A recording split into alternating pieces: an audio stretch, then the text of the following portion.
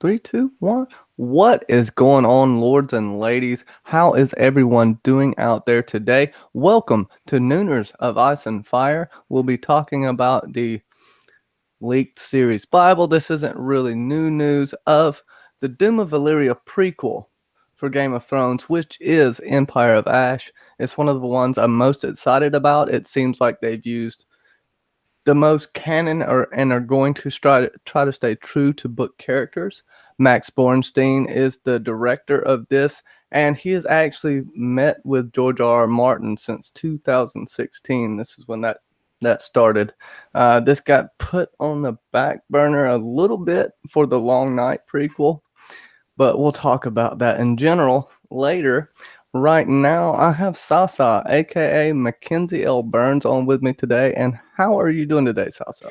I'm doing very well, Johnny. I think this is going to be a good topic to talk about, obviously, because we're kind of just up in the air now in terms of what stuff we can really that because the show is now over and the books we don't know when that's coming. So it's nice to kind of talk about stuff that we know about, but will be nice to be filled in, obviously, by George R. R. Martin later. And I'm doing very well, and I'm happy to always be on your channel nowadays. It seems, but it's so much fun to join you all the time because the discussions are always great. Well, it's my pleasure, and don't kiss my ass too much. You may not like me later. Just kidding. But this all kind of stems from the events of the 14 flames erupting approximately 400 years before the events of Game of Thrones. This was the downfall for the whole Valyrian civilization. There were a few on the outside, like Volantis. We even hear about a place or an actual outpost in Sothoros at Zamatar.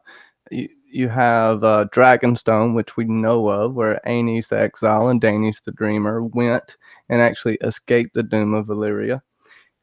And it's said that all of these magical rituals, that there were magical spells used to tame the 14 flames, that it's argued that possibly some of these mages in this political power vacuum and struggle actually were killed by or assassinated. And then there weren't enough mages to keep hold on the 14 flames. And that would explain the explosion of all 14 flames at one time, the 500-foot piece of earth that just basically erupted, and not 500 foot, 500 mile, I'm sorry. And naturally this wouldn't happen. You would have to have some sort of magic. So I really like that as well. And it's exciting to think about what we'll get according to the leaked series Bible, blah, blah, blah. It's, and go check out the Dragon Demands, Game of Thrones wiki. He actually is the keeper of lore there. So he's the one that has gave me pretty much every bit of information here. I've watched his videos. He's fantastic. So go check him out. But I'm taking everything with a grain of salt too, because this all sounds a little too good to be true. Mhm. But first off, what are your general thoughts? And everybody in the chat, what do you think about a Doom of Valyria prequel in general? I think it's because we've wanted, say, Aegon's conquest and or what is it, the rise of the Targaryens. We've wanted kind of that storyline to kind of, I guess, not necessarily parallel, but to kind of bookend our journey sort of with Game of Thrones. Obviously, because of the end of Game of Thrones, we only are left alive with one trueborn Targaryen, so to speak, and one seemingly one dragon. So it'd be nice to kind of like look at it from obviously a different perspective, because we have obviously Fire and Blood, where the Targaryens are simply on the rise, and it's them as kings and queens. So to have a story where they're not necessarily the ones truly in power would be very kind of not interesting, but there's that dichotomy that like they were less in power obviously throughout Game of Thrones, but to also have like another series where we see them at the very bottom of power and seemingly rise all the way up, because they're seemingly the last of the Valyrian families to begin with. At least And the Dragon Lords, for mhm, sure, right? Because the House Valerion was a lower house, and then you have the ones in the Free Cities that were ruling there. There were Dragon Lords there too, but they were defeated by the Roinar with the water magic, which I'll get into a little bit later. I really like. There's lots of things that we could possibly see here that are going to be brilliant, and they don't have to do the White Walkers. So actually, just doing the dragons is not going to be the biggest deal ever. Yes, they're going to have to put time into it, but they've already have the whole season of the series script. The script Bible mhm, is basically laid out. They don't have the mhm, script written, but what's going to happen is written, and it's supposed to be definitely more than 5 seasons. I think they're shooting for 10 seasons. And we are going to see Aenar the Exile and Daenerys the Dreamer. And to your point, the Targaryens are a lower faction, a lower on the lower end of the faction, but they are in power. They are Dragon Lords, so they do get to participate in the power struggle, and they're part of the Young Dragons. You have three factions, but two Dragon Lord factions, and then just basically up jump slaves and up jump immigrants, which mhm, seems really cool. You have the Sphinxes, which are the old power. They are conservative in the fact that they believe in the incest marriage. They believe in keeping the bloodlines pure, and they're really big into the old magic. Then you have the young dragons who are progressive in the sense that they marry who they want to marry. They possibly don't stick to the traditions of old, whatever that may be, honestly. But they are the soldiers that came up after the Valyrians basically turned from shepherds into dragon lords. And the higher ups, the sphinxes, those are the ones that were actually the rulers of the shepherds, so to mhm, speak. They were the higher ups of those. And then you have the freeholders, which are the merchants and the up jump, basically cartels, you could almost call them. And this is going to be a diverse group of people, from what I'm hearing, from Summer Islanders to UT-ish people. Even gotcha. possibly I've heard some stuff about the oh my gosh, I can't think of their name right now. They were trying to bring in some The of the. Jogos Nye have been mentioned as well, the cone heads, Mhm, basically, and they're actually, if one thing I'd like to state about them, if they do get introduced, if you are a woman and want to be in the warrior class, you must dress as a male and live your life as a male. If you're a male that wants to be a moon singer, which is kind of like they're the healers, the prophets, all of that, you live your life as a woman. It's really cool when you look at they ride horses and all that stuff. But like I said, it sounds a little too good to be true. But maybe they've already thought this out so well because they've been working on this for 2 or 3 years already. So mhm. before I get too into it, I didn't realize I could ramble this long about it. What's going on, everyone? Fake Aria, how is it going? Nice to see you in the chat. Go check out Bravosi Broadcast for sure. Bubba Husky, what is going on, buddy? Peter Griffin, Giggity, The Imagination Realm. Go check out www.theimaginationrealm.com. We will have a little news break today, and Nooner's News will be coming back. People like it for some reason, me just talking about stuff, whatever. Steve York, what's going on? Geek Folk One, he's got him a little group going on Facebook, so go check it out. Let's see, it's growing strong like House Tyrell's farts. Mara J. Starwalker, what is going on? Sorry for screwing your name up. Just slap me in the chat. Danny McKay, pew pew, finger guns. How is it going? Julian89, you're awesome. And the smiling box thanks you. It whispered in my ear earlier. And Sakuna Swana channel, go check her out. She has some pretty awesome vlogs that are some great locations. Mhm. Let's see. So, let's talk about the Sphinxes. So you hear about Valyrian Sphinxes all throughout the book, and this is one of the factions, and this may be something to us figuring out later, which I'm probably going to do a video or a stream on, is the Sphinx is the riddle, not the riddler. I Mhm. think that's something interesting to look upon because every place of power in Westeros seems to have dual sphinxes.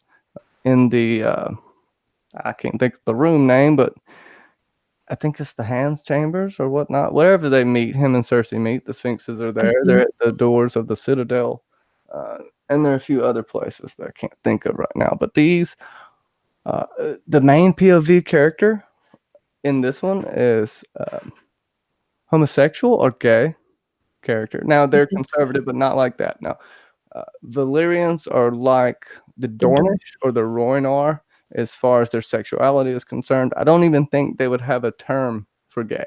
It wouldn't even be a thought process, uh, even that it was thought bad, right? It's more of a just that's kind of what it is. I'm sure probably has a wife too to procreate if it's a male, if it's a female, vice versa. Whatever. I think procreation may be key with them, but incest procreation to keep this blood magic pure. What do you think about the sphinxes in general? And I don't know, what can you speculate on? What would conservative be?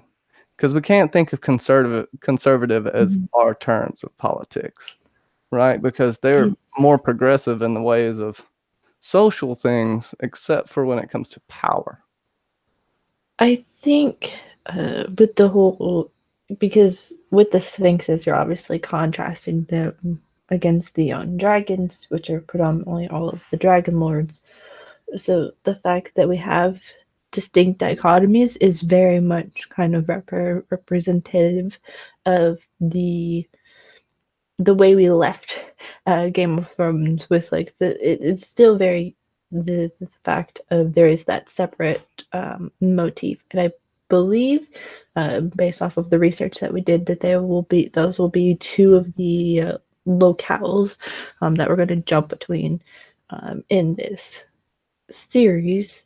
Um, I would think, based off of the sexuality not issue, but the whole sort of diversity of that it's more or less it's progressive, almost, in that they have the ideas of saying that that's not a bad thing, kind of like how with the with a lot of Valyria it was incest is like a thing.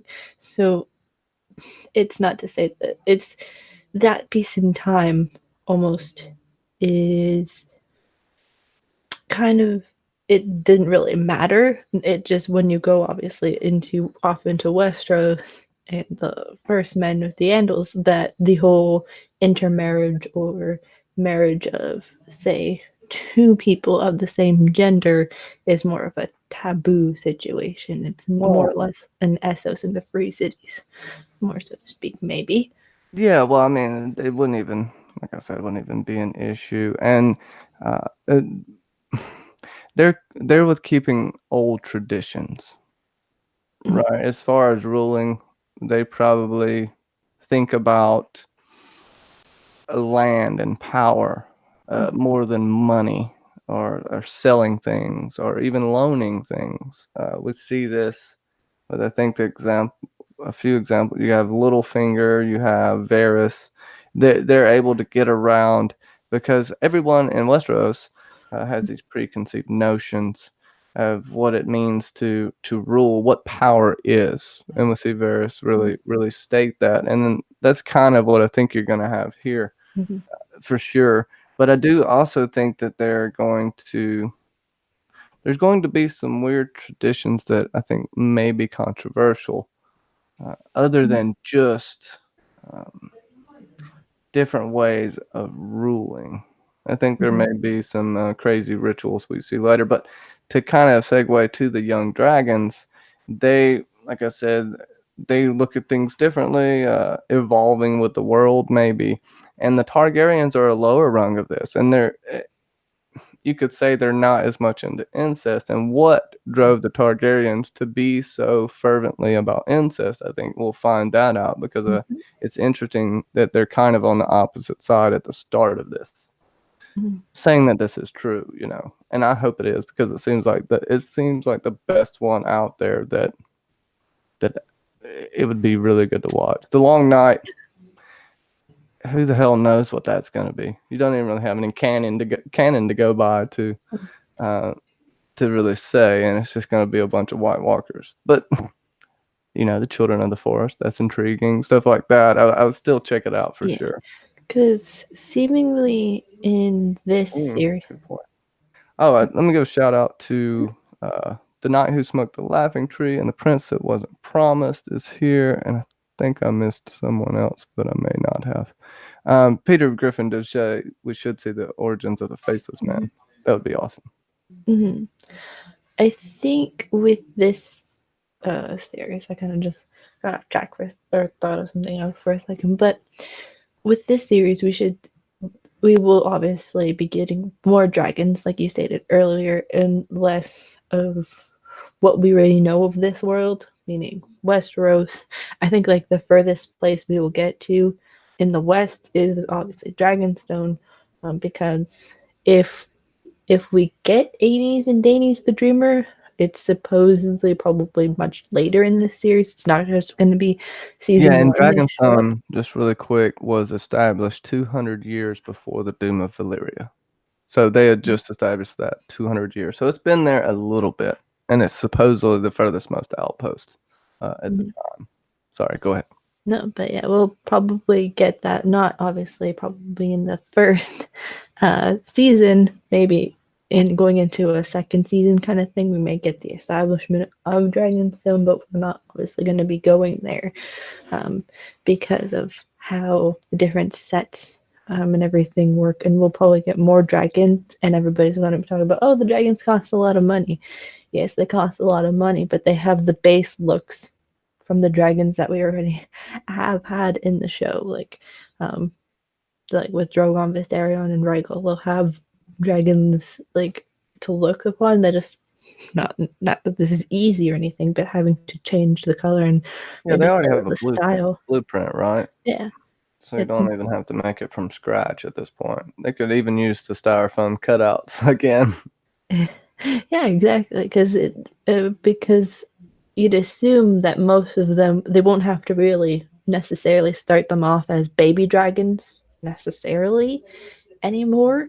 They could probably get them from season 3, 4 and upwards. Like they won't have to start them off as baby dragons necessarily, because it seemingly all the young dragons at least had one dragon, and we don't have to see every single dragon that every dragon house has had.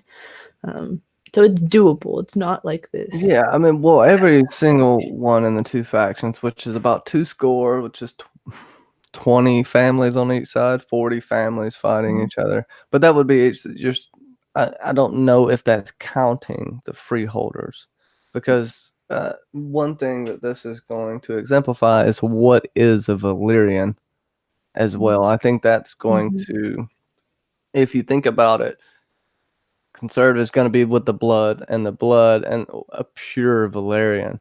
We know they've been compared to Nazis in the past. This is on border with, I guess, eugenics, them trying to control their DNA and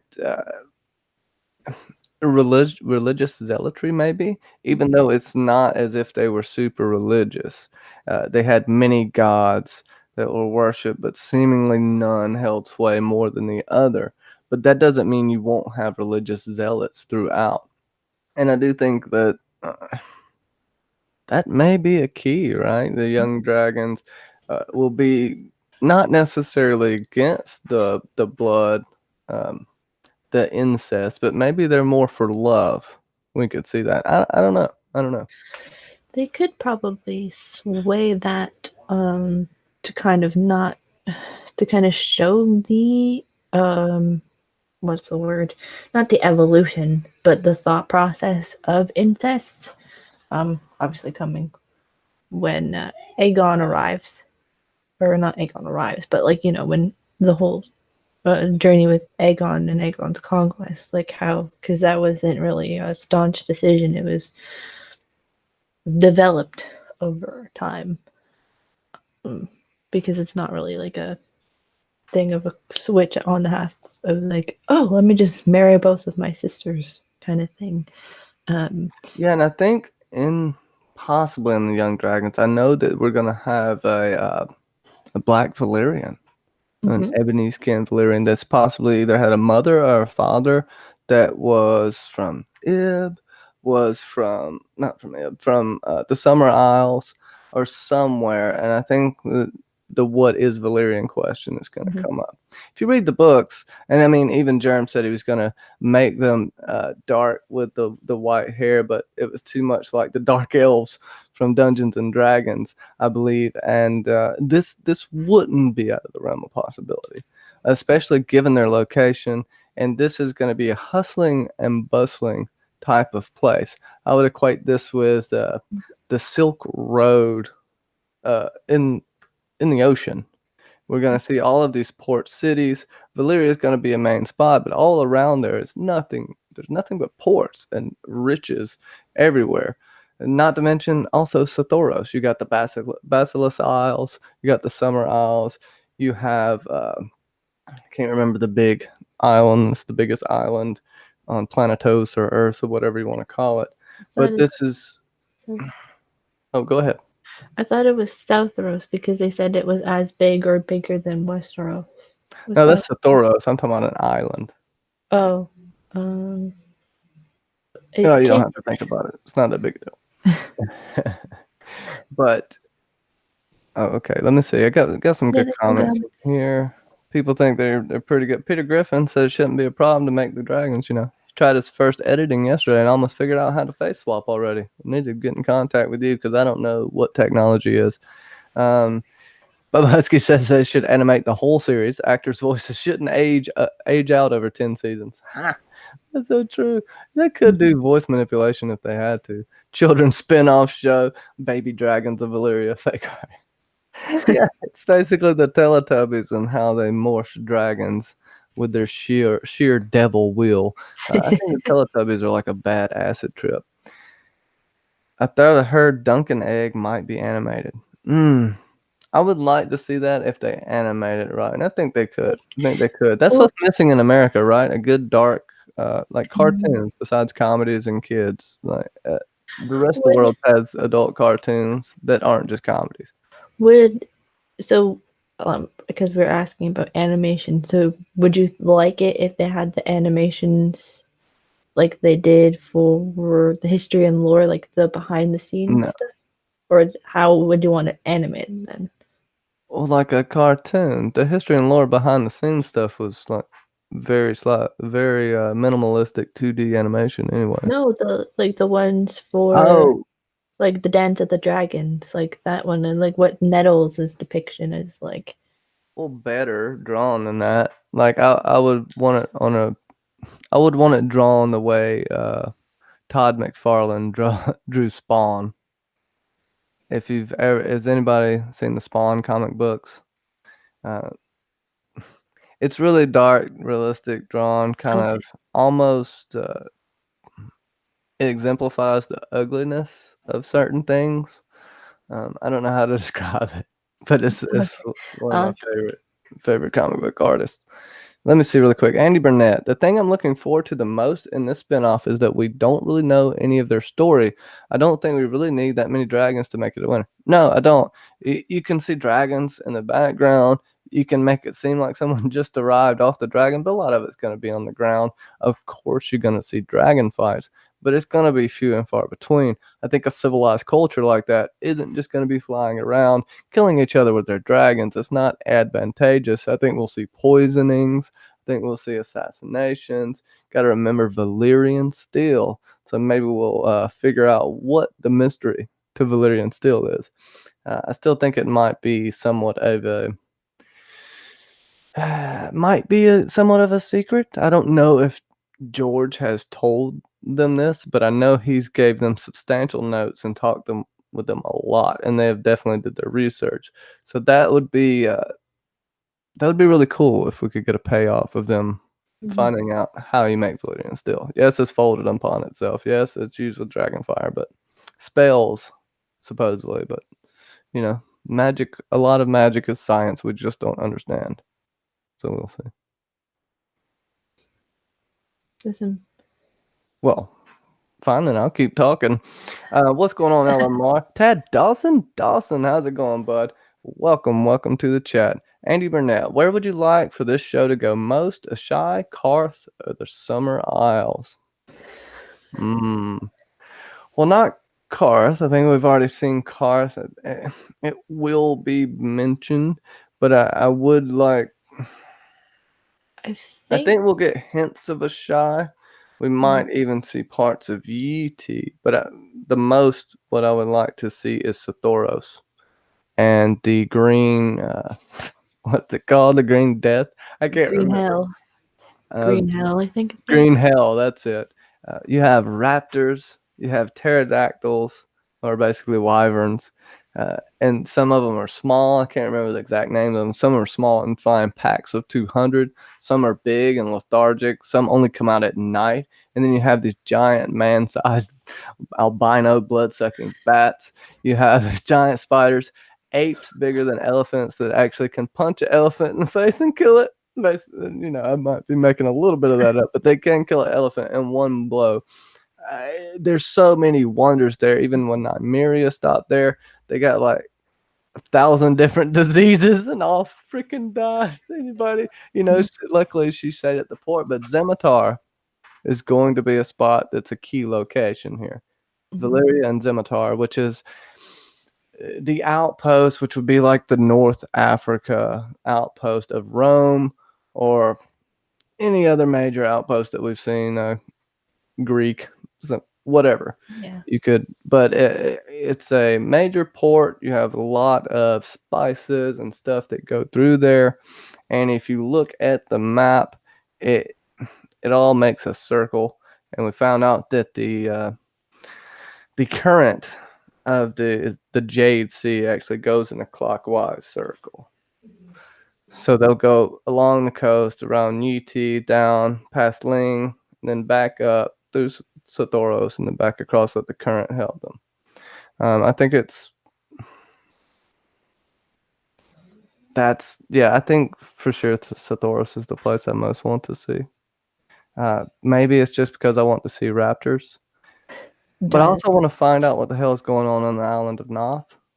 Because I guess the butterflies don't sting you. They just give you some kind of horrible parasite or something. From what I've been reading, people just either if you stay there during the day for more than a couple of hours, you're probably gonna die from this crazy disease. They call it butterfly fever. And people usually go there at night. Like the way Masande was taken was probably they went there at night to take them because the butterflies aren't active at night. So and that's why it also hasn't been conquered as well. And Summer Isles. Yeah, Summer Isles would be very cool. cool. And the other Summer Isles, their war, something I gotta say, is they actually fight each other, just the warriors. They don't burn crops. It's a ritual, almost a dance. Yes, they kill each other, but they don't use their bows, which are their what's the damn wood called? Golden something. Golden U. I can't remember. But they won't even shoot each other with that. But they're fierce when it comes to fighting other people on the Summer Isles, the main Summer Isles. And I think we'll see that because it's unfortunately we're going to see a lot of places. I know there's a main character from the Freeholders, from what I've heard through the Dragon Demands, is that she's from Yeti that rose up. May have been a former slave, I can't remember, but she rose up through the merchants market, a lot like Littlefinger, but maybe not that devious a person. But gonna be an outcast in a sense. She's a freeholder, holds land, and can possibly vote, but is not in the inner circle, and is maybe not Valyrian.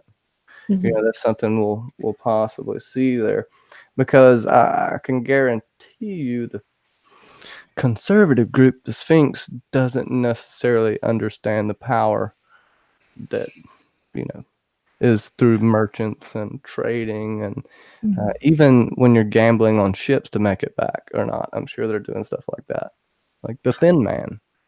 Yeah, because there was mentions a lot in the Dragon's Men's research about the whole spices. I think wasn't just like one of the main characters that they're talking about is, or hypothetically would be about spices and how they like grew up through this, or they did stuff through the spice trade. So that'd be interesting. Yeah, I think though for the where the show would go, for what I would want to see the most, I feel like Ashai and Karth will very much be like how we saw the High Garden and Casterly Rock. Like they'll be name places that we know of. We just won't see them very much. Like we'll maybe see people come into other locations from those places, kind of.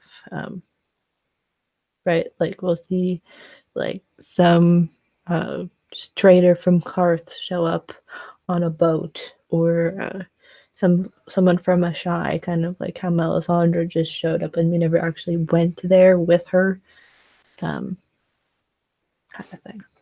Yeah, we could get glances at places, maybe flashbacks. I think we could possibly see some of the free cities because during Valyria's expansion, as you know, they went to Volantis, Pentos, whatever. The Dragon Lords basically took over for a while, pushed the Rhoynar out. That was the Rhoynar Wars were crazy, just to say the least.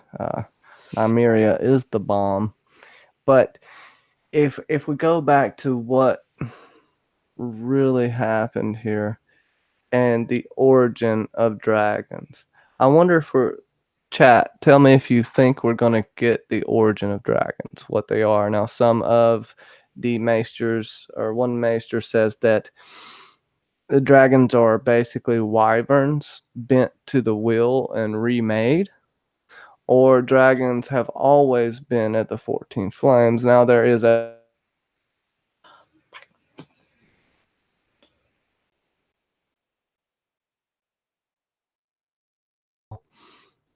is something I'd like to know. It has to have something to do with magic, and maybe even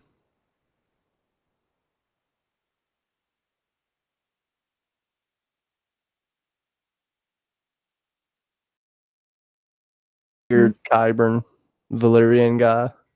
I can help you. Oh, that sounded a little like Littlefinger.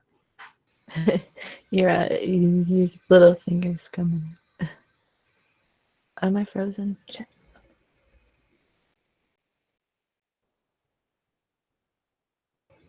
No, I was frozen for a second.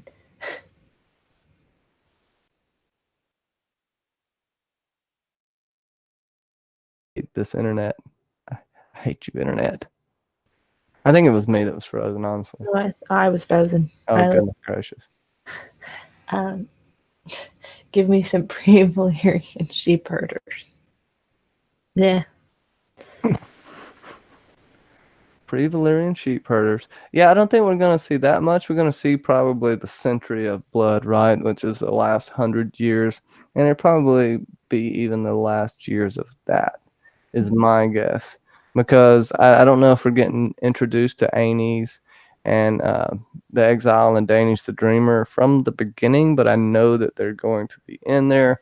And for that, we might get the final scene. One of the final scenes would be them going to Dragonstone. I know Dragonstone is a location that is supposedly confirmed in this, which I find semi exciting.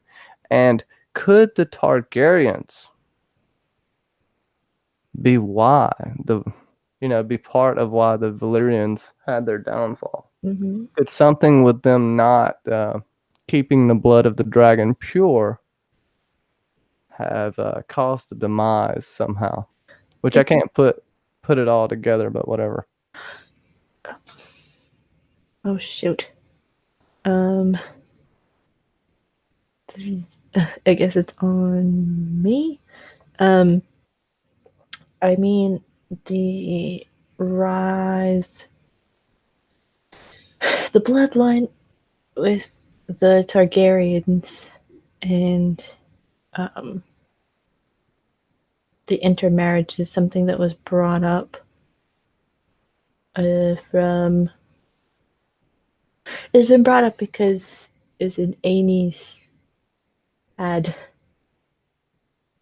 I don't know. Yeah, my internet sucks. Anyways, I'm back.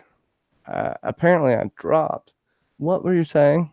Oh, because you were talking about how the Targaryens with the whole thing with the blood, um, and if it be that's the one. Yeah, keeping the bloodline pure has to have something to do with the magic that bonds them with these dragons, that enables them to ride the dragons, and it goes back and forth. It makes you wonder if non-Valyrians have ever rode dragons before. There's evidence that kind of points both ways, uh, but more than likely, you have to have Valyrian blood to ride a dragon. It just seems that way. Keeping the blood of the dragon pure is such a big thing and repeated over and over that I think it has to be a necessity for this blood magic somehow. What else you have to do, I don't know, but sacrifice may be involved, especially from what we've seen in Fire and Blood. Even death or life seemingly pays for the birth of a dragon. And, when things get mucked up, and I can't think of the exact person, but people have messed up in the past, and the dragons are born deformed. So it's very, very interesting. What is up, Dornish Dan, John St. Baptiste? What's going on? How dare you kiss me and leave? Yeah, they're having some fun, I think, in the chat, talking about what their own houses would be. Lady H of the North. I'm house be crazy. My words are no means no. Better watch it. Thank you, Julianne89. She helped me out with that. Well, yeah. With the blood, though, and the whole thing with Aenys Targaryen, is that it was written that he had multiple wives. So it's entirely possible that there are Valyrian or Targaryens who are like the Targaryens that we've been presented in the show and in the history books. Like they could be like Nettles or some other not mixed race, you could say, or biracial types. Well, I think like we said, we're gonna have the one Black Valyrian, maybe more, but I think it's not gonna be with the conservative class, right? I think that's where you're gonna see the most pure Valyrian aspects here. And that may be why, like I keep going back to that, might be one of the main struggles. Of course, you're going to have the struggle for power, but it's going to have to be an ideology. There's going to have to be an ideology that's challenged by the younger generation, in my opinion. Yes. As well as I think there was mentions of Dorn, as well, and like us being able, because of the whole thing of the Dornish, and Dorn is like everywhere as well, so that could be like some of that, even though Dorn is not as prominent as say the Targaryen. It'll be nice though in this show, if it comes to full screen and gets a full season, that we'll get to see this story, because like we've mentioned in before and in the chat, there is material, but it's not entirely like stories aren't written. It's not like adapting Game of Thrones to the TV series. There is pieces that we can pick out and kind of show, which is nice. And then it'll be nice to have obviously that diversion of the story that we know versus the story that we don't. Right? Yeah, we have generalities, right? But no details, and there's really a big mystery as to what happened to the 14 Flames. And really quick, Holly Sion Bombaldi?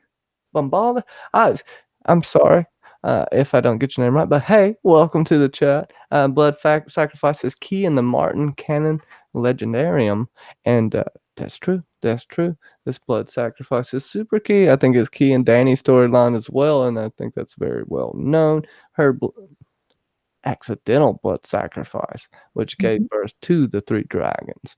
In my opinion, some people have very differing opinions. By the way, I got to give a shout out. Next week, there's going to be no live streams. I'm going to be off, but I've recorded an awesome podcast about an hour and 45 minutes long with Septuagina's secrets on the Isle of Faces and the God's Eye. And I got to say, it's fantastic. I'm not tooting my own horn, but I didn't do all the work here. Septuagina, Sir Stefan from Septuagina's Secrets. Go check out that channel. Very thought provoking, scientific, text based theories. And, me and him go on. We even argue a little bit. I'm probably wrong, but I'll still argue with him about it. And it's going to be good. My Patrons will get this, the rough cut, this weekend, and it'll be out next Thursday or Friday. But I have some doctors and stuff like that. So next week, I'll be pretty silent. Um, Stay patient with me. Lady Lordane, Starfall, how's it going? How you doing? And yes, The Expanse, super extensive coverage will be back. Not next Monday, but the Monday after that. We'll be chopping the space farts down every Monday. So, Jordy Yeah. Jedi, what is good, my friend? What is good? Okay, so back to what we have on the topic. Yeah. This is a large, expansive Mhm. empire that's down to fall. Everything that rises ultimately peaks out and falls at some point. And this is exactly what you have here. They expanded beyond their grasp. You can only control so much. Alexander the Great did this. Mhm. Genghis Khan did this, and he was successful, only for it to crumble after he died. And this is gonna be that, I think, on a almost global scale is what it's gonna feel like. This, make no mistake, the eruption of the 14 flames was unlike anything I think we've ever even talked about on this planet in our history, besides maybe the Tunguska blast, the the meteor that supposedly killed the dinosaurs, which I don't think killed all of them. And no, I don't think dinosaurs are still here. But there are raptors and Sathoros. See, I like getting my reality mixed up with fiction, if you didn't notice. And this engulfed dragons, incinerated dragons. And the fact that it killed so many dragons and the dragon lords, I think, has to be the basis for the magic that was used to create that bond. And let's see, Andy Murnett, great comment. I think all dragons will come from a shy. Very possible. I think there's wild dragons in the past. Maybe not. We won't see how they were created, but we will see how Valyrian steel is made. Though we will see that, and I think we'll see how this bond is created with the dragons. Mhm. And if you think about a natural energy source, what's more powerful than 14 volcanoes? If you're pulling power from that for magic, along with doing blood rituals, and we've seen how devastatingly successful blood magic is, even though it always has a price. We've seen how devastatingly successful that is. And it would take power on a scale beyond comprehension almost, in my opinion, to force a bond with the dragon. And I Yeah. think that's gonna be a big key of it. I think it's we're gonna see them wanting to be gods and above all men and enslave the lesser race, which we've seen this throughout history. We're going to see them have to pay for it. You're going to have to pay for wanting to be a god. We've seen this throughout time. Yeah, Tad Dawson. Reality. Lady H in the North has the question of why didn't Danny burn in the hot tub or hot bath and when grabbing the eggs from the fire? Was that show only? Now, the hot bath I know is in the book, but it's just literally a hot bath. Yeah, but like the fact that she didn't burn or anything. I I know think. Drogon's blood burned her, but I do have to say I've disputed this with people, and I gotta go back and look it up. But the Pits of Marine, pretty sure Drogon got hit with the spear. The blood burns Dany. Uh, that's the thing, right? But all Targaryens were not fireproof. We've seen this, Mhm. and even dragon riders in the past, you're not fireproof. No. Period. Like Dany's pretty much the only person we've ever seen do this, but it happens when she doesn't get burnt. People are dying all around her. Whether her blood already invokes, like has a dormant magic in it, which I could be down with. It has a dormant magic in it that basically somebody dies around her, she converts that energy. I could see that, but my tinfoil is strong. Yeah, I think with that it could be just the fact that they just wanted to make her mystical, because she's the last one compared to Viserys. So I think they were playing up the dragon blood motif and how she is fireproof, like how in the show she never loses her hair, but Mm. in the books she loses all of her hair when she goes through the fire. So it's that kind of thing. They are just playing it up, so to speak, because they couldn't have Amelia Clark in basically a Cersei haircut for what, 8 seasons, Yeah. basically. So yeah, I think it's just playing up, but it also could be like you're saying. And yeah, Halcyon, considering UT when thinking about Valyria, I do, but I almost make them a little bit separate because their cultures are different. But with the Bloodstone Emperor, with everything with that, there are some ties there that you can make. But I don't think it just depends. That could be maybe some of the stories that were diluted. Mhm. But I think more often than not, the Ashai legend states the people from Ashai taught the Valyrians how to make it. And I want to get into UT in a complete other stream because UT has a loads amount of information to talk about. I was reading some more on that earlier, so we're actually going to save that for another stream. But that's an awesome point to bring up because Mhm. we do need to get into the Jade Emperor, the Pearl Emperor, the Bloodstone Emperor, and all that because it's a fantastic piece of lore, and it has to have a bit of truth in it, just like every legend, and what it pertains to. You know, it's really broad because you can put a lot of people in those Emperor spots, even ones that are in Westeros. So it's nice and fun. What we got going on in the chat here, Sasa? Tad Dawson saying it was probably her last bath before she was coming. Dany and the bath before she became Dothraki. Oh, Dothraki are dirty. I mean, yes.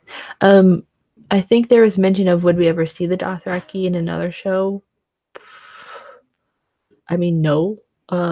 Like unless they do like the rise of what the Dothraki came to be, but that wouldn't be in the Long Night unless they want to really bend time. Um, Same thing with the Doom of Valyria. Like, if they were to show up, it would be them as like like the most minor of groups, basically. So, unless they do like the show, like the time period between the Doom and then like near Aegon's conquest, like in the rise of who the Dothraki are, kind of. But that would be like a mini series in itself if they were to do something like that. Well, Or they'll have to be contended with, not from Valyria, but I think they'll be an afterthought. But we'll see random Dothraki, like we've seen them in Westeros in the books. We've seen them, you have the eunuch Dothraki in places, and there are lone wolves in every culture that will just go off and do their own thing. So I think we'll see them, but definitely, like I try to keep telling Seth to Shayna's secrets, Dany is not fireproof. Stop it. No, I mean, him will argue to the end of time of that. I gotta go back and read some more again, but I swear she's not fireproof.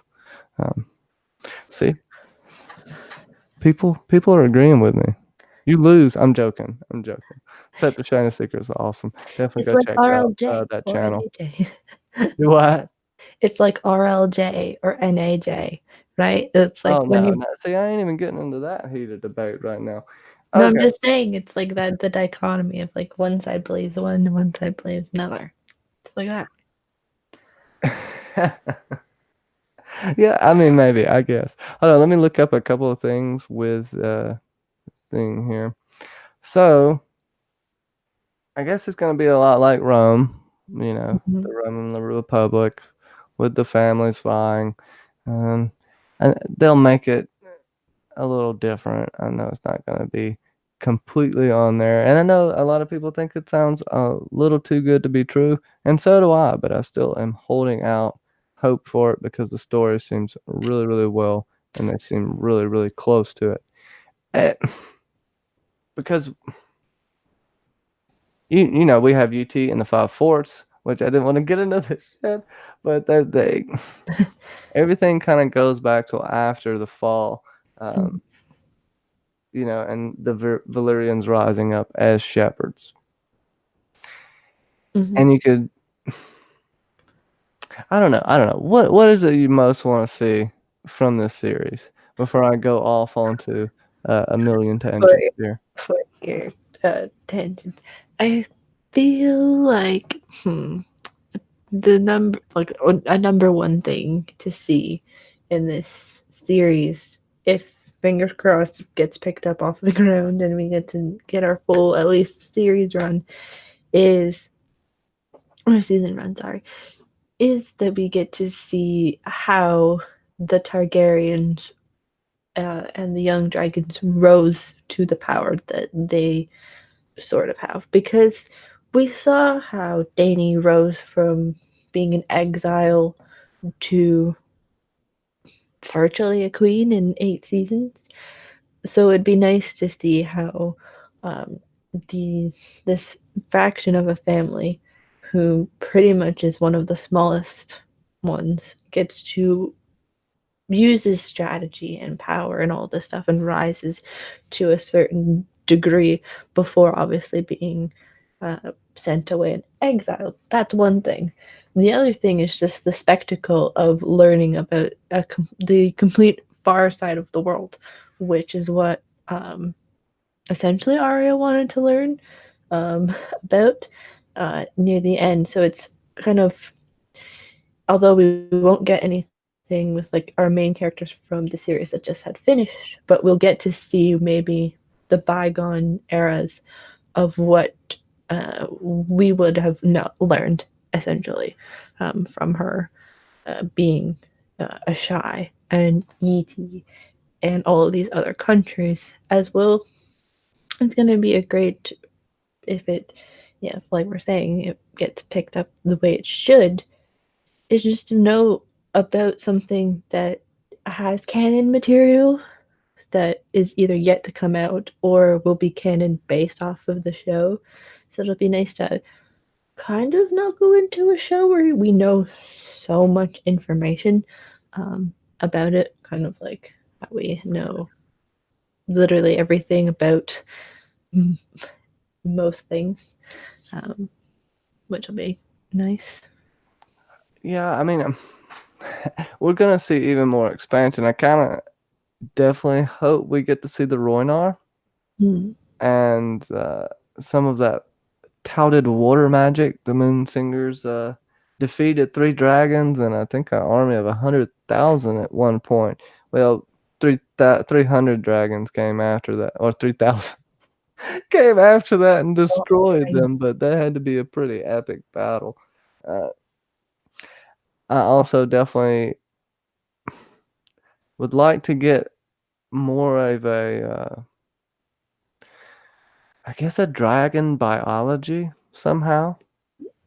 Not necessarily, oh, where exactly did they come from, but I want to know a little bit more of how they work and how close that actual bond is with the dragon rider. Yeah. Is it as close as warging, or is it?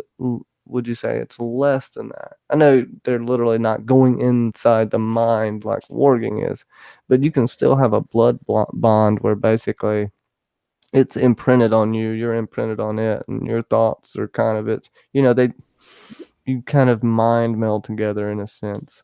You're still individuals, but you kind of know your instincts are their instincts, and their instincts are your instincts. Yeah, like they briefly touched on it in the main series. So for it to basically be an entire show about the dragons, I'm sure that'll probably be brought up at some point, especially with the amount of seemingly with the amount of dragons that they may show on the show. They'll show at least one namestay dragon that we'll know of. I mean, it's not going to just be like, oh, they're just flying in the background. We'll have at least maybe one or two namesake dragons that are always shown in the show. So, I mean, that'll be if it may not be like completely spelled out, but it will be like shown. I'm assuming enough to the audience that will understand that, because they kind of shown that to us before, but not to the extent that like you're saying that will be shown in the show in the Empire Bash. Mm. And going kind of back, I guess, to Satoros a little bit, which is gonna be basically like it's gonna be a port. I would say it's a lot like Karth, Zamatar is. It's gonna be rich and overflowing with ships coming in and out of it. I think that's what you can equate it to. I think that may be why we won't even see Karth. And uh, before this, what's her name? Genera Valeris. I think that's the name. She flew her dragon over Sothoros to try to find the end of it, and couldn't, and that's I think the only other name of any Valyrian we have for the most part. We have Arion, which it's pretty funny. We don't know Arion's last name, but once the Doom of Valyria hit and Volantis was still up, you had some of the dragon lore still holding sway in Volantis. Arion took his dragon. He declared himself the Emperor of Valyria. This is just so hilarious to me in my mind. He gathered 30,000 troops from Qohor. Like, just riled them up, took them with him to Valyria, and never came back. I bet that's 30,000 stone men, maybe? Who the hell knows at this point? But I think that just shows how devastating the smoking sea in Valyria is. And what was he going to claim? They don't really tell you. Like, was there something to fight against? We do know there's all kinds of crazy animals that could take down a dragon in Sothoros. A pack of those wyverns, 200 of them, could take down a dragon. Yeah, they don't breathe fire, but I don't know if that necessarily matters. If you got like 100 bullet ants on you, you're probably gonna die. Yeah, and the creatures that are in Sothoros are just so interesting because they're because if you get that perspective, then you'd be like, oh, that's a cool thing to explore because we haven't really gotten much animals, so to have like the crazy ones of Sothoros because it's one where it's like don't go there unless you want to deal with all these potential diseases and so forth, as well as the not the fall, but like if it is in ruins, if it's just this massive jungle besides that one port, kind of thing. Like that'll be interesting to explore, especially if we see what it was like like at the very beginning of this story, and if we go back to it near the end. Right. Yeah, Fire and Blood didn't even make it. See, I'm thinking about the dragons. Like, we know how they make fire, we know how they fly, all that crap. We know that they lay eggs, but then are they asexual? Are they male and female? Fire and Blood, the she dragon Vermithor, the she dragon Vagar, and then the ones that aren't she dragons are just called dragons. Uh, it goes back and forth if you believe Septembar's unnatural histories, which I think it's peppered and mixed in there. I think that may be something I would like to know. I feel like dragons are asexual. Lots of reptilian species are able to do this, especially for preserving, you know, just basically preserving your species. And they're able to switch, like under stressful situations. Even animals that aren't reptilian are able to switch. Not us, I don't think. I don't think I could just all of a sudden pop one out or whatever. But it, reptilian species seem to be able to do this. So, but I lean both ways, but I don't believe the Maesters, and I like Septon Bar, so I'll take Septon Bar's explanation and say they're asexual, but I won't cut out the fact that it's possible that they're just male and females. But it could be both, you know. Yeah. Be both. I also think like certain species of fish maybe do that too. So Yeah, lots. Yeah, it happens a lot in the animal kingdom. It's not something that's unheard of at all. It's not even something that's rare. So that that would be yeah, you know, and maybe they just do it when there's not a bunch of dragons around. Well, during times of like an evolutionary bottleneck is usually when it happens. At least in that area. You know, there could still be plenty of dragons in the world, but if there are only like two male dragons with each other their whole life, one may asexually turn female just to be able to procreate, because it's like life's main goal is to procreate. So, what's up, Telemasca Dan? How's it going, man? What's good?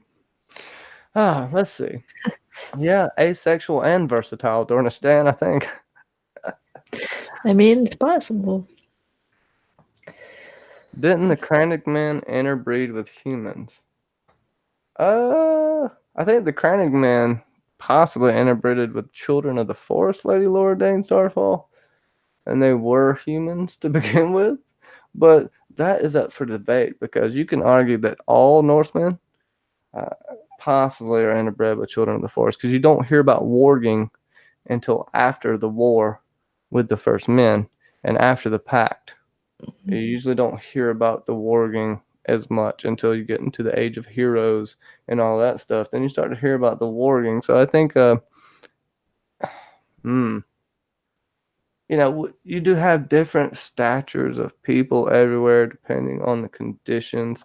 And the Kranich men could have migrated from somewhere else that gives them their small stature. But I would say they're just more heavily interbred with the children of the forest than any other species or any other type of humans. But that's my best guess. I couldn't tell you for sure. Let's see. Versatile. Everybody's saying that, or some people are saying that it's versatile or versatile.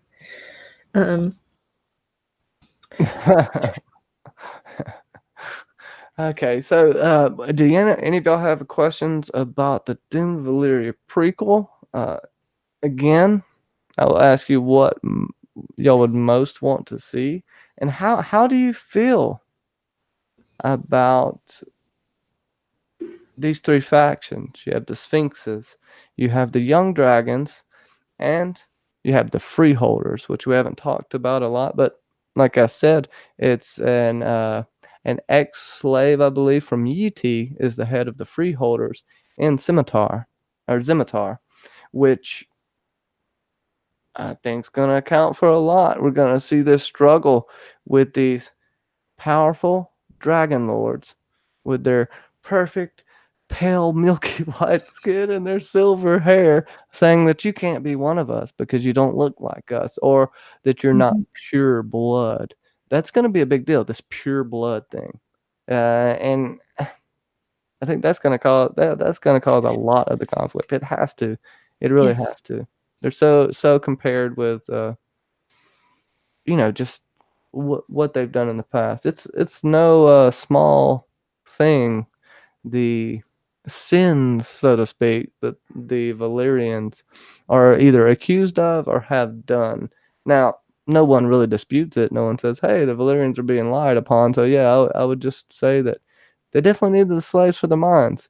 And I think it was more than just gold ore. and all of that. I think you need slaves for lives as well for this blood magic.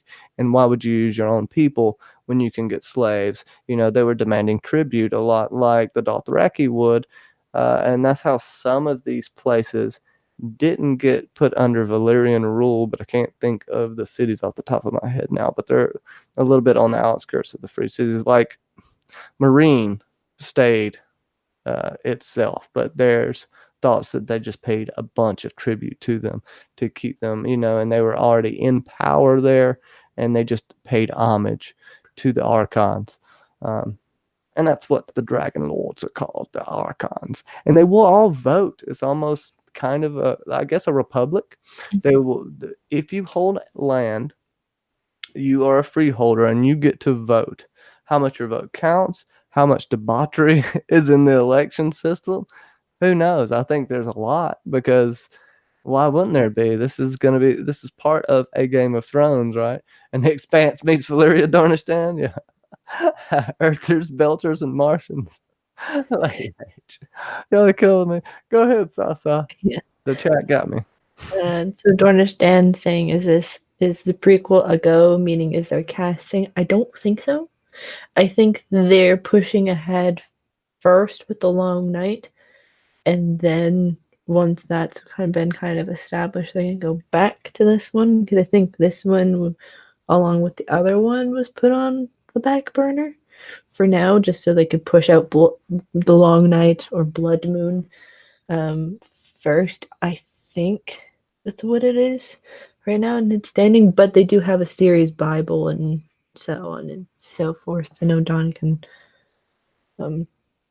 establish that a little bit more. But if I'm being honest, I'm glad that they did this, and they may have did this strategically. Coming off what has happened in the Game of Thrones season, the Long Night, if it's not as good, if the pilot doesn't work out, because the pilot still could be shit and they just can it.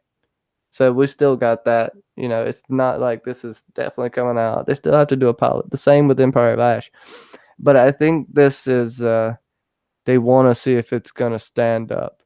And I feel like they know they have something good with Empire of Ash. And they want to wait for a little bit of this pissed off fan base to just calm down some. That's my thoughts on it. Also, the Long Night's going to be easier for them for the fact that they can make up whatever the hell they want. They don't have these rigid standards that they're going to have to go by, so to speak. And they can cut corners if they need to. I'm pretty sure that the Empire of Ash has a lot of... They already have everything set up what they're going to do. It's structured, and they're going to stick to that. Any television show will evolve throughout the seasons. They'll make new storylines. They'll choose different endings. They'll do a lot of things, but they have a base structure. Now, a story you got to worry about is that they never change that base structure, and they're rigid as stone, and they will not bend. That is an issue, but most good producers and directors don't do that. Who the hell knows what happened in Game of Thrones? But that's over and done with now. Let's think about all this fun stuff. I have no idea what I was talking about. I just ramble on for like 5-10 minutes. Yeah, like Dornish Dan said, the first pilot was crap, so it had to be redone. Exactly. So it may... That should have been foreshadowed. What's up, Iontron? What is good, man? Or as Iontron says, a song of prequels and fire. Yeah. Danny McKay's hoping for much more genital mutilation. Of course, man. Eunuchs all around. I would say that, UT had the eunuch emperors. Yeah. They were good. They gave up their root and stem for the good of the people and the greater good. It is reminiscent of Varys a little bit when you read it in the World of Ice and Fire. Because we'll be good. I'm gonna be getting a little more into the Fire and Blood, World of Ice and Fire. Fire and Blood will be on Patreon for now. Talk about the World of Ice and Fire, other books that I'll be getting in. I'll start talking a little bit about the Lord of the Rings too, if y'all want that. Whatever. Like talking about fun, nerdy stuff. I am by no means yes, a eunuch prequel, and I'm by no means an expert. I do get stuff wrong, so don't hold me to the standards that you would someone that is actually smart. But whatever. I'm just kidding. No, everybody gets stuff wrong though. It's hard to kind of remember all of this shit on the fly, honestly. But we Mhm. will be covering a lot more of this because there's so much history and lore.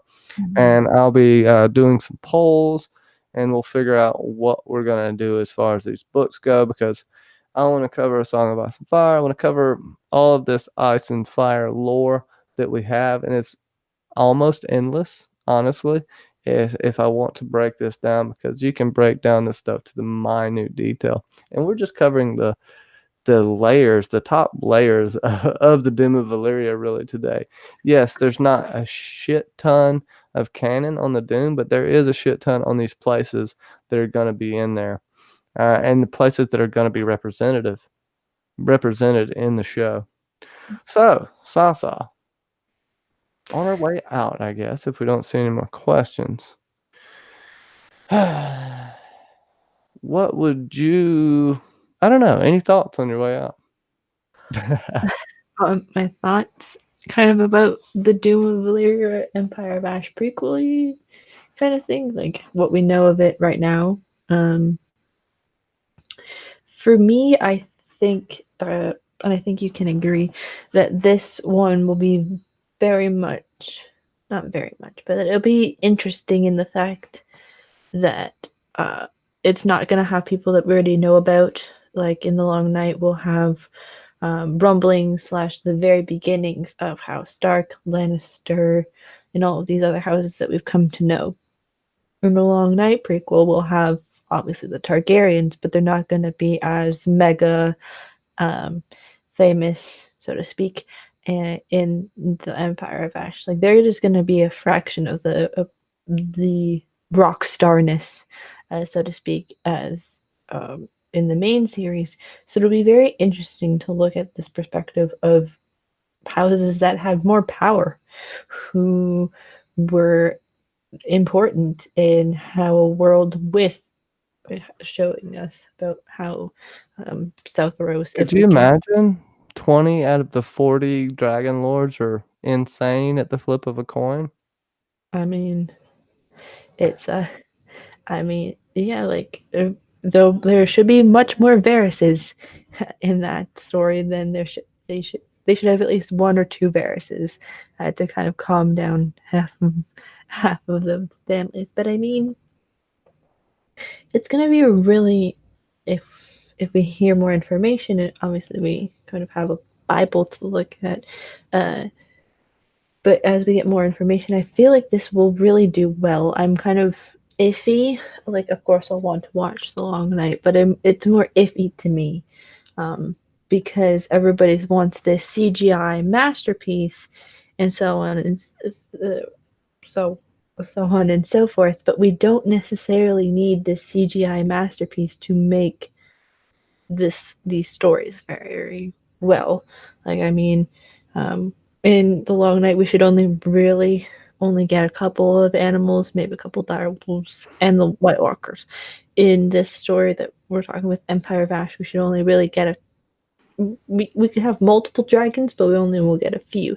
So it'll really be about the human story and human, as much of human as you can get, history with Empire of Ash, which I really enjoy. Um, I'm not this mega fan of history, but I really enjoy history. So looking into this fictitious yet sounding so realistic history will be very good. Uh, Yeah. and getting to explore this because, as far as we know, the Targaryen history really only starts with Aenys and Daenys the Dreamer, and then moves forward. So to go back to like a kind of end with them and to go back in history will be great for people who love House Targaryen, especially who Well, we've really. seen their complete end as well, too. Might Mhm. as well see their humble beginnings, so to Yeah. speak. I just want to say really quick, Septuagint Secrets. This should be the most obvious answer ever. When they make Daemon Blackfire prequel, who plays Daemon? Matt Damon, of course. What the hell's wrong with you, man? Matt The old Damon. version of Damon Targaryen. Elia, Arya, John, Paul. What? I have no idea. Doesn't matter. It's from Tad Dawson. Yes, Bran will become a giant worm everyone must worship. House of the Worm. Ah, Septuagint Secrets. Uh, Dornish Dan said that, but we talk, me and Sir Stefan from Septuagint Secrets talk a little, he touches a little bit on that in the Isle of Faces, so you have to check that out. So, with that, I kind of want to leave y'all with that. I know this Empire of Ash has been out there. I will do another, like, in-depth discussion on this, and it may just be me kind of giving you everything that I've found so far, and it'd be a lot of just the lore from what we know so far and whatever from the books and from what we have here. But I'm gonna try to stick to mainly what the books are telling us and see what I can pull from that, because I know if this works out, they are pulling a lot from this and trying to keep with what George R. R. Martin wants. And you know, as we're saying, that's not always what people want. So with that, I want to thank everyone that has come out. Sasa, can you tell everybody where they can find you? So you can find me on John Stanley. You can find me on the Cylon Johns, which will be on tonight around 9 o'clock. You can also find me on my own channel, where we're covering right now Stranger Things. Tomorrow, I haven't made the link, but tomorrow we should be covering, or Sunday, we should be covering Stranger Things Season 2, Chapter 3 and 4, Holly Jolly in the Body, which will be very interesting. If you haven't, go check us talking about the first 2 episodes. We'll have more people join us in that conversation into the ramping up to the premiere of Stranger Things. Every stream will be doing 2 episodes. I personally haven't seen very much of Stranger Things yet. I know certain things because of Twitter, so to speak, when it was live and current. So we'll talk about that, and there will be some sprinkling of Game of Thrones stuff in there, special streams and so on and so forth. But yeah, also Twitter, Instagram. You can find Johnny for having me on. Oh, did I freeze? I think I might have frozen. But thank you so very much, Johnny, for having me on. And thank you to the chat for joining us today to talk about Doom, the Doom of Valyria, and the histories. So. Hey, yeah, I think it's really good. Of course, we always have the literature, and you know me, I enjoy the literature. I enjoy the show too. Of course, I watch TV shows, but definitely the books are always better. So go check them out. Go get the World of Ice and Fire. Go check out the Dragon Demands, uh, Game of Thrones wiki, admin, keeper of the lore. Also has a YouTube channel. Check out my Patreon. Uh, Become a crazy elite today, crazy elite, crazy companion today, or insane elite, idiot savant, whatever you would like. We have movie reviews, Fire and Blood breakdowns, polls, quickies of Ice and Fire. Like, you get early access to everything. Watch parties. There's stuff I can't even think of right now. But come check it out. And by the way, we'll be getting a watch party not this weekend, but next weekend. John Wick movie review is coming out this weekend, and I will post an update on my Patreon soon to let y'all know what's going on the next week. Like I said, there won't be any streams on my channel next week, but we'll have an awesome podcast that will premiere by the Septuagint Secrets and myself, that is about the Isle of Faces and the gods.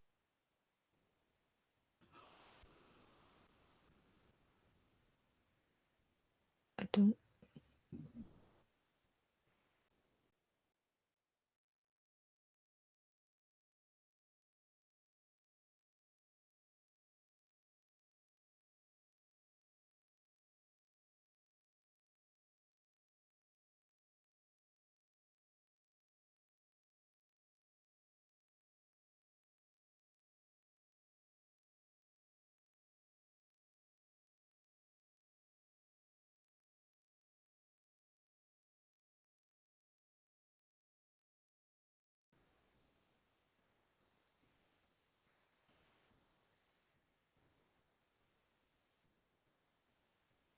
Hello?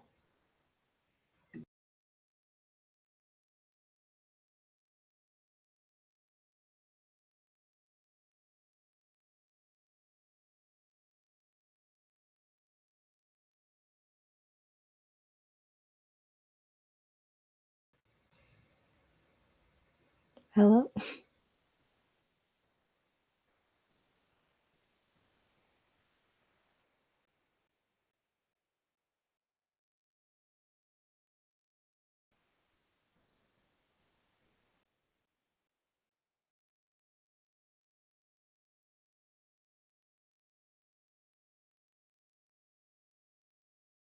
Oh, I'm sorry, guys. I don't know what's going on. This is just, it's going crazy. But yes, go check out Johnny's Patreon. He's been working very hard, and it'll be so much fun.